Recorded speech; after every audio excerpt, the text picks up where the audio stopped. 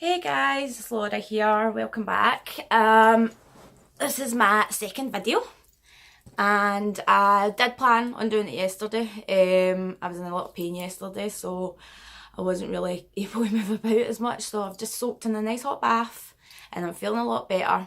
So I thought I'd do this video just now while all this Chris Watts news is breaking out. So last night some more stuff emerged about Chris Watts.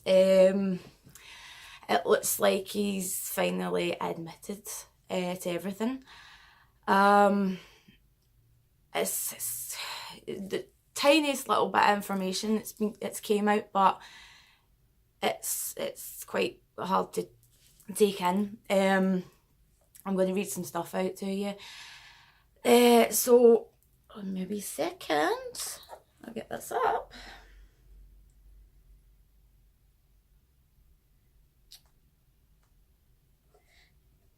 Now, as we all know, FBI, CBI, they all came out to visit him and do an interview with him. And last night, it all came out about, I think it was Stephen Lambert, who is the lawyer representing the family for Shanann. They're making an appearance on Dr. Phil, which airs today in America. I think it's about 4 p.m. I think that's about 8, 9 over here. In the UK, I'm not quite sure. I'm not very good with the time zones. So I've just took a couple of things from an article. The night in question, Shanann came home. She said she and Chris had gotten into a fight.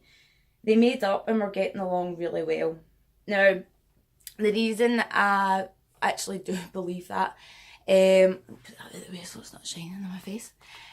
There's one thing that when I was reading NK's interview, now we all know Chris constantly stated that he woke her up and they had an emotional conversation. But when you read NK's interview, a couple of times she mentions it, and it's a disagreement. There's no emotional conversation. She says disagreement. Now, whether or not, you know, sometimes you take words and change them, but, you know, a disagreement to me is an argument, and it made me think, you know, and she said it was when Shanann got home. So I do believe that is what happens, that they did get into an argument. I think because, you know, she knew something wasn't right. She wasn't well all weekend. She was, you know, you see in the texts, are talking about her relationship. I'm not surprised that would have happened, especially after the lazy dog receipt coming up on the bill in her card. So there's that. Later on, they get into a fight again. In the fight, he essentially confessed to having an affair, that he wanted a divorce, that it was pretty much over between them, and she had said something to the effect of, well, you're not going to see the kids again. As a consequence of that conversation, he strangled her to death. Now, we all know our loved ones really, really well. And when we get into an argument and we're angry with them, we will use the ammunition that we know will upset them. And, you know, as a parent, and I'm willing to admit, in an argument I have with my partner, used that. It's a horrible thing to say, but when she was hurting, he just confessed to having an affair. He wanted a divorce. It was over. She was heartbroken. She was hurt.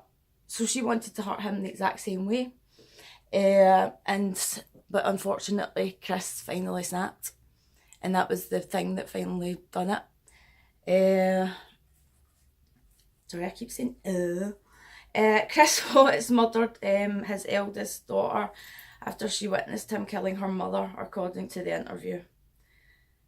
And at one point I did think that Bella and Cece were maybe already gone before Shanann came home, but there was a few other things that I'd looked into that made me think otherwise.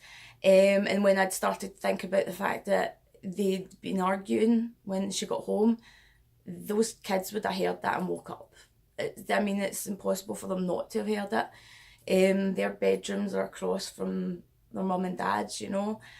And as I heard that Bella, you know, like was waking up wanting to see if her mum was back and things like that. So I'm not surprised that this is the case. The lawyer who's representing the family of Shanann Watts, Stephen Lambert, in their wrongful death suit claims that his clients were informed of just how Watts carried out the brutal murders. It started with Shanann threatening to keep their children from him after she learned of his affair, and ended with the mum and both daughters dead.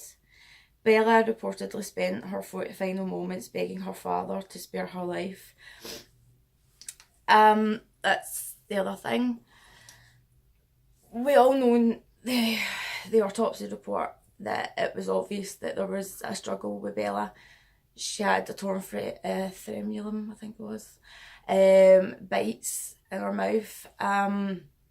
She clearly was awake when this happened. There's no doubt about that. The idea that she begged her father for her life is horrible. How you can do that, I don't. I mean, was it because they walked in? I know a lot of people think that Chris Watts maybe had this all planned in his head. I did look into it that way. I like to look into things from a different perspective and see how it goes.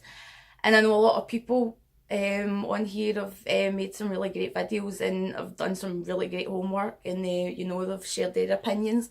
And I know some people do think that he had this planned out. I don't. It's a genuine, he snapped. Like that, he was always, as you know yourself from if you know the case well, everybody always talked about how he was so quiet, he never said anything, he never spoke up.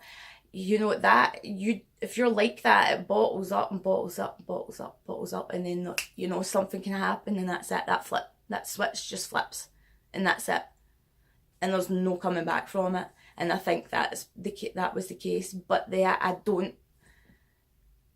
think when it happened, the children were even a thought in his head, but because they walked in, I think it turned into a different story.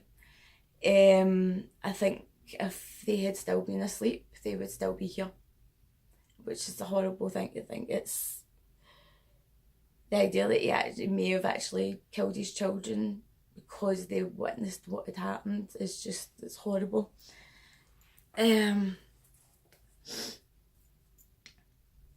So, as we know, the full information will be released on Thursday the 7th. I think it's at 9 AM in America, which is around 2 PM over here. So we'll have it in the afternoon when it comes out. Tonight, the Dr. Phil show, as soon as I can get my hands on it, I will be watching it. And I'll make another video on that. I don't think it's going to be an easy thing to watch, to be perfectly honest. I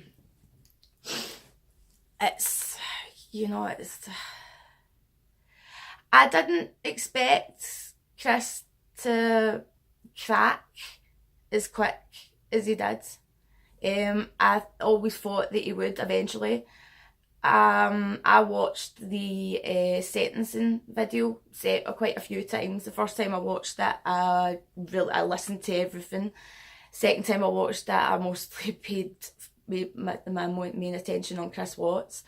And the thing with when the DA was talking about the autopsy report on Bella and the fact that she had fought back, when I was watching Chris, it just looked as if he had it playing in his head exactly. He knew that his daughter had pled for her life. You could see it in his face. I watched it a third time though, and I kept watching the correction officer, who looked as if he wanted to jump over the table and absolutely kill him. He was swaying side to side, he was gnarling, he was just kept looking at Chris Watts really angrily. And my daughter was actually watching it with me at the time when I was paying attention to him. And I never said anything. And my daughter went, that officer looks like he wants to beat him up. So she even noticed it. But when I was paying attention to him in the sentencing, you could see that this man, shell of a man, that was gone, and I knew that it was probably just a matter of time before he snapped.